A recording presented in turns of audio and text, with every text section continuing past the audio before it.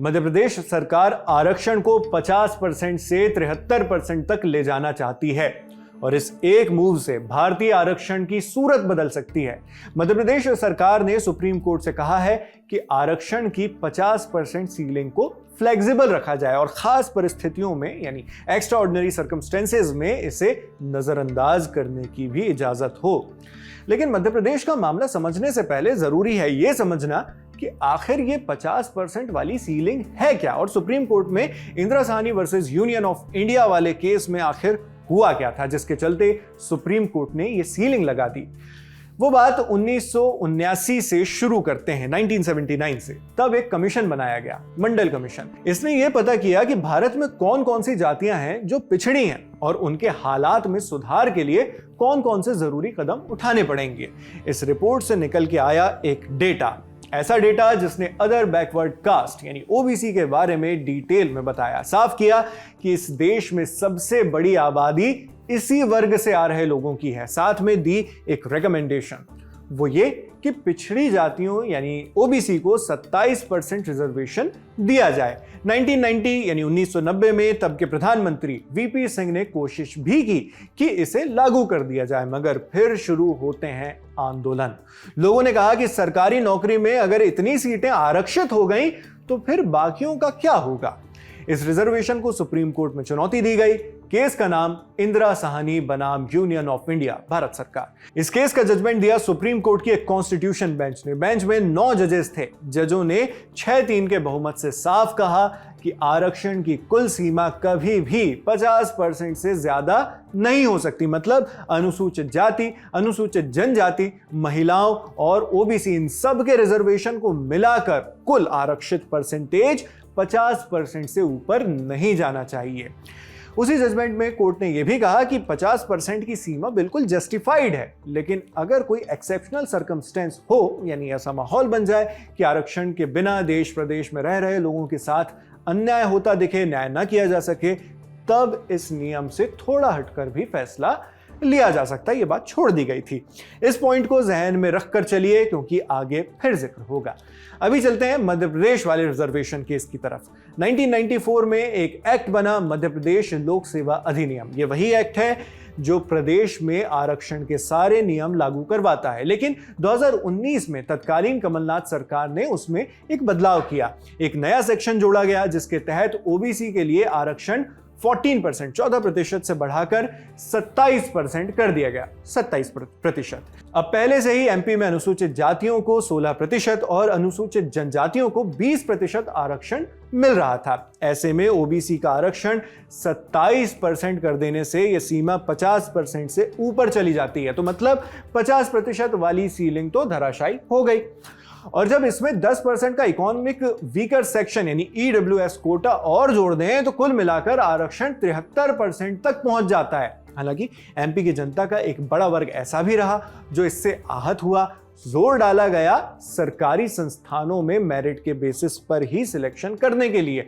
इन सब विरोधों के बीच सरकार के इस अमेंडमेंट को हाई कोर्ट में चुनौती दे दी गई। मध्य प्रदेश हाई कोर्ट में कहा गया कि यह सुप्रीम कोर्ट के इंदिरा साहनी केस वाले नियम यानी आरक्षण में 50% की सीलिंग वाले नियम के खिलाफ है।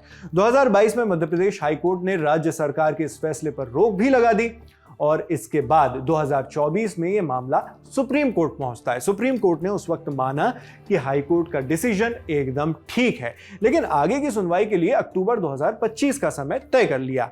2025 आया, अक्टूबर भी आ रहा था और मध्य प्रदेश सरकार भी आई एक्शन में।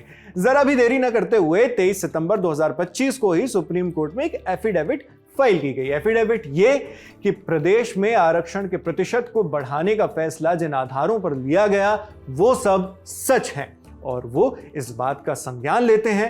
एफिडेविट में सरकार ने साफ कहा कि ओबीसी का आरक्षण बढ़ाना जरूरी है क्योंकि वो अब भी बहुत पिछड़े हालात में जी रहे हैं। सरकार का तर्क है कि एमपी की 85% से ज्यादा आबादी वंचित वर्ग से आती है, उतनी आबादी वंचित है, जिसमें ओबीसी ही 51% से ज्यादा है और ये सब कुछ 2011 के सेंसस यानी जनगणना के मुताबिक है। फिर भी प्रदेश में इतनी आबादी होने के बावजूद ओबीसी समुदाय से आ रहे लोगों को अब तक सिर्फ 14% आरक्षण ही मिला था। जो उनकी जनसंख्या और सामाजिक स्थिति से बिल्कुल भी मेल नहीं खाता। सरकार का कहना है कि 27% आरक्षण बढ़ाना न सिर्फ सही है बल्कि संविधान के मुताबिक एक जरूरी दखल है। सरकार ने कई आंकड़े पेश किए और कहा कि ओबीसी समुदाय के लोग अब भी सोशल, इकोनॉमिक और पॉलिटिकल नजरिए से बहुत पीछे हैं। इस वजह से वो अमीर और ताकतवर वर्गों से बराबरी भी नहीं कर पाते और सिस्टम से एक्सक्लूड कर दिए जाते हैं, बाहर कर दिए जाते हैं। ये थे मध्य प्रदेश सरकार के तर्क। अब बात अन्य राज्यों की। दिलचस्प है कि कुछ राज्य ऐसे भी हैं जिन्होंने 50% सीलिंग वाले नियम को तोड़ दिया है। जैसे तमिलनाडु में आरक्षण 69% है। केंद्र सरकार और सुप्रीम कोर्ट ने इस बढ़ोतरी को अपनी मंजूरी भी दी। यह कहा कि 69% आरक्षण वहां की जनसंख्या के हिसाब से सही है और इसे एक्सेप्शनल सर्कमस्टेंसेस में रखा जा सकता है। 2023 में सुप्रीम कोर्ट की 5 जजों वाली बेंच ने आर्थिक रूप से कमजोर वर्ग यानी ईडब्ल्यूएस का कोटा 3-2 के बहुमत से सही ठहराया और कहा कि 50% की सीमा की जो सीलिंग है वो फ्लेक्सिबल है, जरूरत पड़ने पर इसे नजरअंदाज भी किया जा सकता है। लेकिन ज्यादातर मामलों में ट्रेंड अलग देखे गए हैं। जैसे मराठा आरक्षण के मामले में राज्य में कुल आरक्षण 68% तक बढ़ गया था, 68%, जिसे 2021 में सुप्रीम कोर्ट ने 50% सीलिंग का उल्लंघन मानकर खारिज कर दिया। अभी बिहार का ही केस ले लीजिए। 2023 में बिहार में भी ओबीसी के रिजर्वेशन परसेंटेज को बढ़ाने की बात उठी थी और संशोधन भी लाया गया था, लेकिन पटना हाईकोर्ट ने इस संशोधन को सिरे से नकार दिया।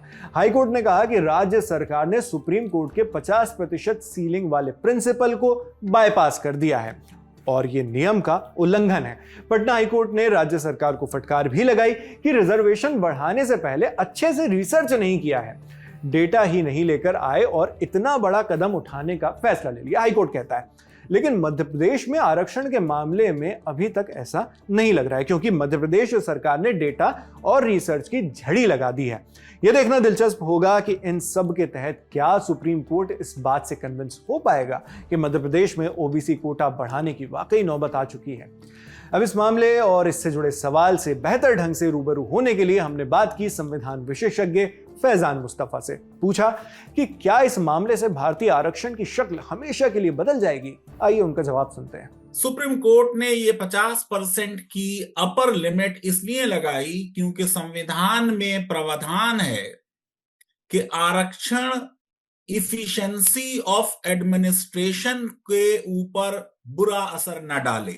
बिहार में कास्ट सर्वे हुआ था अभी, और उसके बाद उन्होंने भी 50% से आरक्षण बनाने का प्रयत्न किया था और नोटिफिकेशन निकाला था, जिसको पटना हाई कोर्ट के उस वक्त के चीफ जस्टिस, जो अब सुप्रीम कोर्ट के जज हैं, जस्टिस विनोद चंद्रन ने स्ट्राइक डाउन किया था।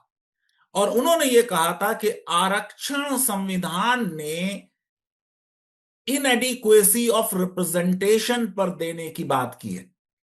इनफैक्ट भारत के संविधान में देखें तो आरक्षण होने के लिए जो शर्तें जरूरी हैं, उनमें पहली शर्त यह है कि आप बैकवर्ड हो, दूसरी शर्त यह हो कि आप का प्रतिनिधित्व सरकार में कम हो, और तीसरा यह कि आरक्षण करने से कोई प्रशासन पर दुष्प्रभाव ना पड़े।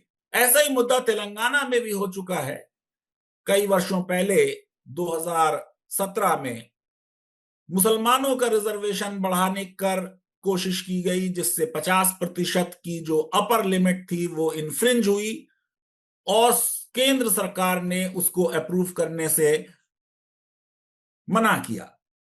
एक सिर्फ अपवाद है तमिलनाडु में, जहां पर 50% से अधिक रिजर्वेशन है, लेकिन उसको करने के लिए संविधान में 9 शेड्यूल में उस रिजर्वेशन को रखा गया।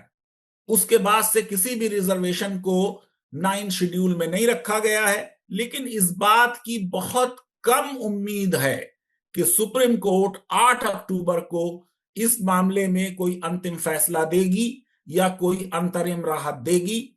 मुझे यह नहीं लगता कि इस केस में इसे नोटिस तो हो जाएगा, लेकिन इस केस की बहुत जल्दी सुनवाई सुप्रीम कोर्ट में नहीं होने जा रही। आगे का घटनाक्रम कुछ ऐसा होगा कि 27% ओबीसी आरक्षण पर सुप्रीम कोर्ट में 8 अक्टूबर से रोजाना सुनवाई होगी। इस बीच जो भी बड़े अपडेट्स आएंगे वो हम आप तक लाते रहेंगे। आपके लिए ये तमाम जानकारी जुटाकर इस वीडियो की स्क्रिप्टिंग की है हमारी साथी कनुप्रिया ने। मैं हूं शेख नावेद, देखते रहिए द ललन टॉप।